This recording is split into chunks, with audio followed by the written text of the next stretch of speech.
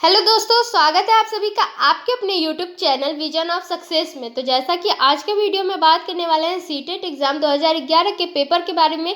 तो यह आप सभी का प्रीवियस ईयर का पेपर है, तो जिसमें 2011 का पेपर देखेंगे। तो आप लोग इस वीडियो में लास्ट तक बने रहिएगा। तो इस वीडियो में हम ईवीएस के सेक्शन पर क्वेश्चन डिस्कस करेंगे। तो चलिए स्टार्ट करते हैं आज के टॉपिक को।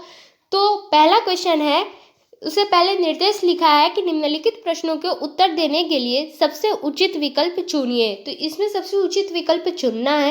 क्वेश्चन, दत्त कार्य के संबंध में निम्नलिखित में से कौन सा कथन सही है? इसमें से सही ऑप्शन चुनना है। ऑप्शन ए कह रहा है दत्त कार्य अभिभावकों, भाइयों या बहनों द्वारा अपनी क्षमता के अनुसार किया जा सकता है। बी कह रहा है कि प्रतिदिन विविधता और अभ्यास कराने के लिए कक्षा कार्य और फिर गृह कार्य के रूप में दत्त कार्य देने की आवश्यकता होती है। सी कह रहा है कि दत्त कार्य आकलन का एकमात्र तरीका है। डी कह रहा है कि दत्त कार्य बच्चों को सूचना खोजने, अपने विचारों का निर्माण करने और उन्हें उच्चारित करने का अवसर प्रदान करता है। तो देखिए यहाँ पर डी ऑप्शन बिल्कुल सही है कि दत्त कार्य बच्चों को सूचना खोजने, अपने विचारों का निर्माण करने और उन्हें उच्चारित करने का अवसर प्रदान करता है। चलिए नेक्स्ट क्वेश्चन देखते हैं। यहाँ पर नेक्स्ट क्वेश्चन है कि पर्यावरण अध्ययन की कक्षा में सरल प्रयोग और निर्देशन किया जा सकते हैं।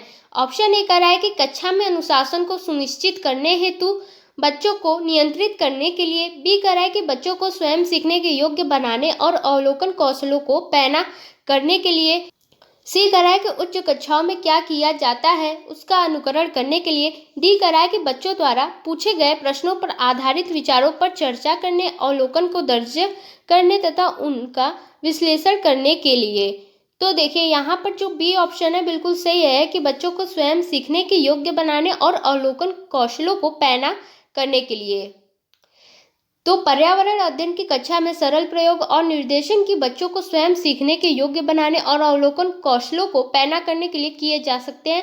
अगर किसी भी ज्ञान को बच्चे खुद अपने परिश्रम से, अपनी बुद्धि से तथा अपनी क्षमता से अर्जित करते हैं तो वह उस ज्ञान को पूर्ण रूप से समझने में सक्षम होते हैं। अतः इससे बच्चे में स्वयं सीखने की प्रबलता बढ़ती है।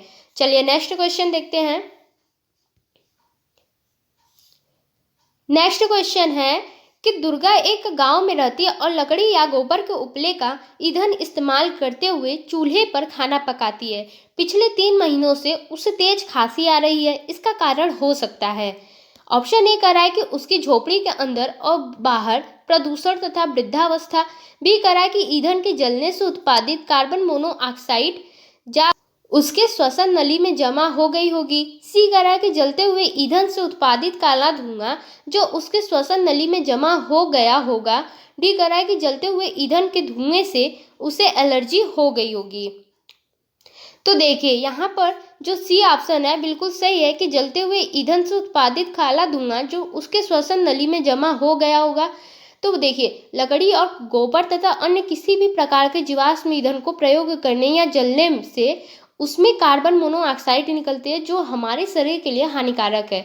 अगर यह लगातार प्रयोग किया जाए तो यह हमारी श्वसन नली में जम जाता है जिससे अनेक बीमारियां होने का खतरा बढ़ जाता है। अतः दुर्गा को भी निरंतर ईंधन का प्रयोग का खतरा बढ़ जाता है।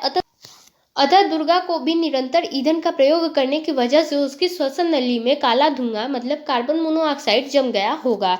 चलिए नेक्स्ट क्वेश्चन देखते हैं।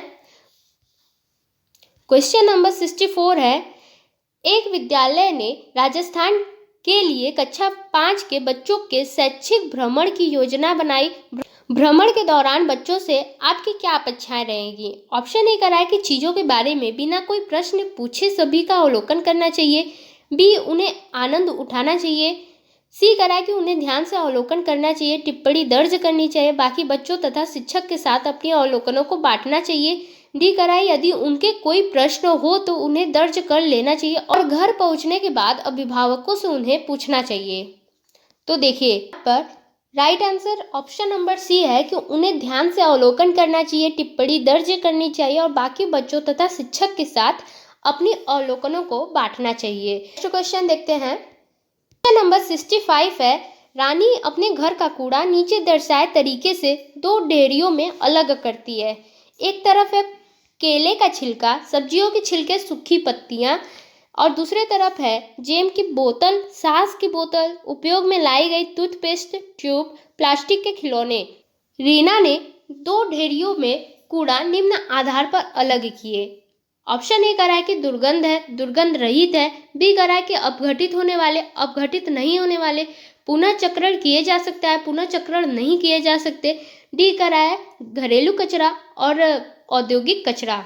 तो देखिए इनमें से जो बी ऑप्शन है बिल्कुल सही है कि अपघटित होने वाले और अपघटित नहीं होने वाले। रानी अपने घर का कूड़ा 2 ढेरियों में इसलिए अलग अलग करती है जिससे वह अपघटित होने वाले कूड़े को पहले वाली ढेरी तथा अपघटित न होने वाले कूड़े को दूसरे ढेरी में अलग अलग कर सके, क्योंकि केले का छिलका, सब्जियों के छिलके, सूखी पत्तियां अपघटित हो सकता है, लेकिन जैम की बोतल, सास का बोतल, ये सब अपघटित नहीं हो सकेंगे। तो इसलिए जो बी ऑप्शन है बिल्कुल सही है। चलिए अब नेक्स्ट क्वेश्चन देखते हैं।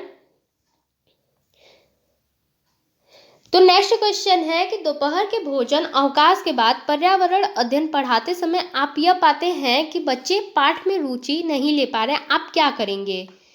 ऑप्शन ए कह रहा है कि बच्चों से कहेंगे कि वे डेस्क पर सिर रखकर आराम करें। बी कह रहा है कि पाठ को रोचक बनाने के लिए बहुआयामी बुद्धि पर आधारित दृश्य श्रव्य सामग्री का प्रयोग करेंगे। सी कह रहा है कि प्रकरण को तुरंत बदल देंगे। डी कह रहा है कि बच्चों को बाहर मैदान में खेलने के लिए ले जाएंगे। तो देखिए यहाँ पर जो बी ऑप्शन है बिल्कुल सही है कि पाठ को रोचक बनाने के लिए बहुआयामी बुद्धि पर आधारित दृश्य श्रव्य सामग्री का प्रयोग करेंगे। दोपहर के भोजन अवकाश के बाद अगर शिक्षार्थी पर्यावरण अध्ययन में रुचि नहीं लेते हैं तो पाठ को रोचक बनाने के लिए शिक्षक को पाठ से संबंधित पाठ को रोचक बनाने के लिए बहुआयामी बुद्धि पर आधारित दृश्य श्रव्य सामग्री का प्रयोग करना चाहिए। इसलिए बी ऑप्शन बिल्कुल सही है। चलिए नेक्स्ट क्वेश्चन देखते हैं। नंबर 67 है, पर्यावरण अध्ययन के शिक्षक के रूप में आप बच्चों को चिड़ियाघर ले जाने की योजना बनाते हैं।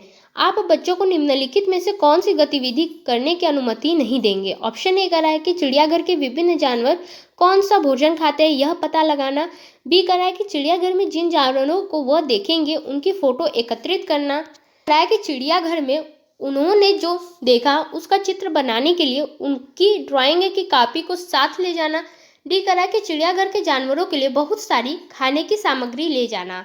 तो देखिए यहाँ पर देखिए जो डी ऑप्शन है बिल्कुल सही है कि चिड़ियाघर के जानवरों के लिए बहुत सारी खाने की सामग्री ले जाना। अगर शिक्षक बच्चों को चिड़ियाघर ले जाने की योजना बनाते हैं तो वह बच्चों को चिड़ियाघर के अंदर बहुत सी खाने की सामग्री ले जाने की अनुमति नहीं देंगे। तो इसलिए डी ऑप्शन बिल्कुल सही है। चलिए नेक्स्ट क्वेश्चन देखते हैं। क्वेश्चन नंबर 68 है, बीज अंकुरण की अवधारणा को इस तरह से सबसे बेहतर तरीके से पढ़ाया जा सकता है। ऑप्शन ए कह रहा है कि अंकुरित बीजों की फोटो दिखाना। बी कह रहा है कि कक्षा में अंकुरित बीजों को दिखाना और अंकुरण की प्रक्रिया को स्पष्ट करना। सी कह रहा है कि बोर्ड पर चित्र बनाते अंकुरण के चरणों को प्रदर्शित करना। कहा है कि बीज बोने, अंकुरण के विभिन्न चरणों का अवलोकन करने और उनका चित्र बनाने की गतिविधि को बच्चों को निष्पादित करने के लिए कहना।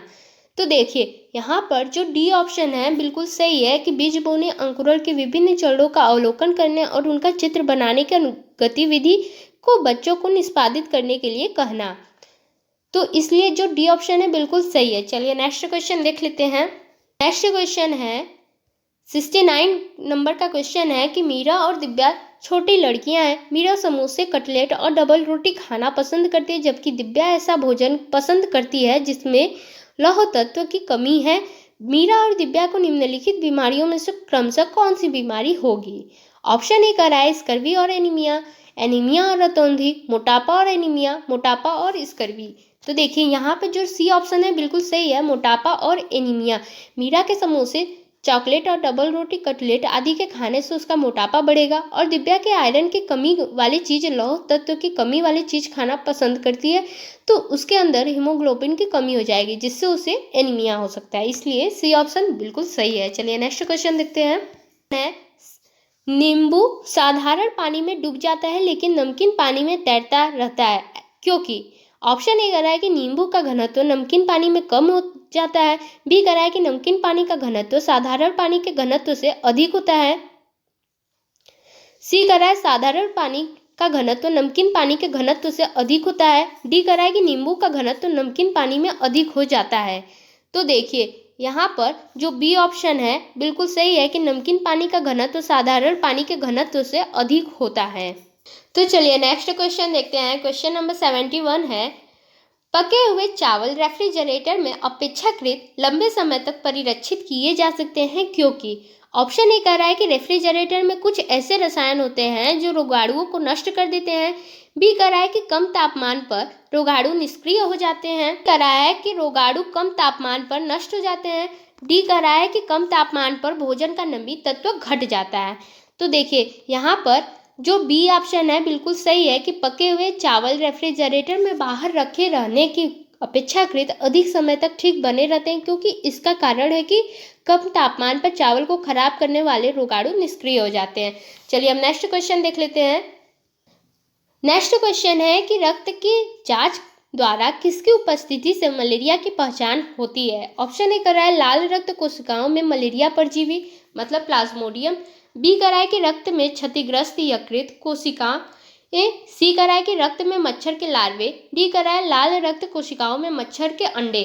तो देखिए यहाँ पर जो ए ऑप्शन है बिल्कुल सही है, लाल रक्त कोशिकाओं में मलेरिया परजीवी मतलब प्लाज्मोडियम।